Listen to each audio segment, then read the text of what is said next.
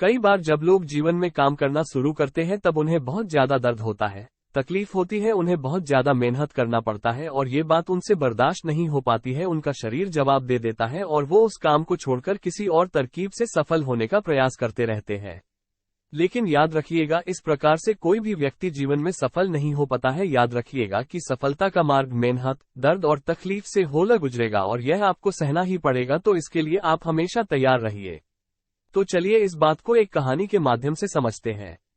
एक बार एक मूर्तिकार अपनी छीनी और हथौड़ी से एक पत्थर को भगवान की मूर्ति का आकार देने का प्रयास कर रहा था। जैसे ही वह छीनी पर अपना हथौड़ा चलाता, वो पत्थर चिल्लाने लगता और कहने लगता कि ये क्या कर रहे हो, मुझे इतना मार क्यों रहे हो, मुझे बहुत दुख हो रहा है, तकलीफ हो रही है, पीड़ा हो रही है, मुझे अपने हाल पर छोड़ दो और यहाँ से चले जाओ।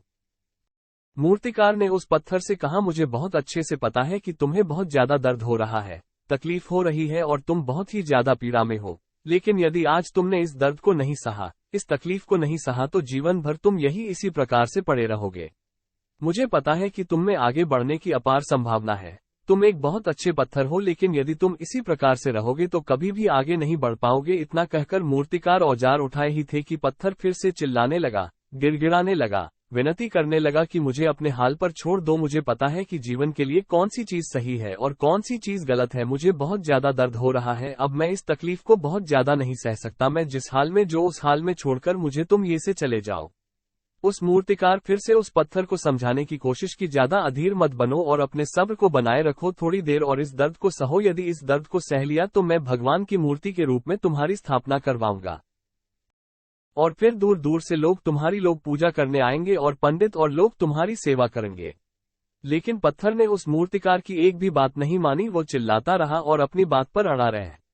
मूर्तिकार में उस पत्थर को समझाने की बहुत कोशिश की, लेकिन वो पत्थर नहीं माना। अब मूर्तिकार भी थक चुका था और वो उस पत्थर को छोड़कर आगे बढ़ गया और थोड़ी ही दूर जाकर देखा कि एक और बहुत ही अच्छा पत्थर वो पड़ा हुआ है। उसने छीनी और हथौड़ी उठाई और उस पत्थर को मूर्ति बनाने के लिए वो तैयार हो गया।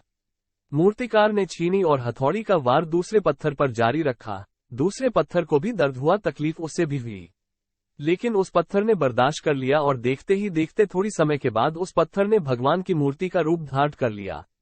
थोड़ी दिन बाद उस मूर्ति की एक मंदिर में स्थापना हो गई। धीरे धीरे करके लोग वो पूजा पाठ करने आने लगे, लोगों की मन्नतें वहां से पूरी होने लगी और वो मंदिर बहुत ही ज्यादा प्रसिद्ध हो गया कि दूर दूर के गांव से लोग वहां पूजा पाठ करने आने लगे। फिर एक दिन और उससे पत्थर को उसी मंदिर में लाया गया और उसे एक कोने में रख दिया गया। अब लोग आते और उस पर नारियल फोड़ते। ये कोई और पत्थर नहीं बल्कि भी पत्थर था जिसने दर्द को नहीं सहा था।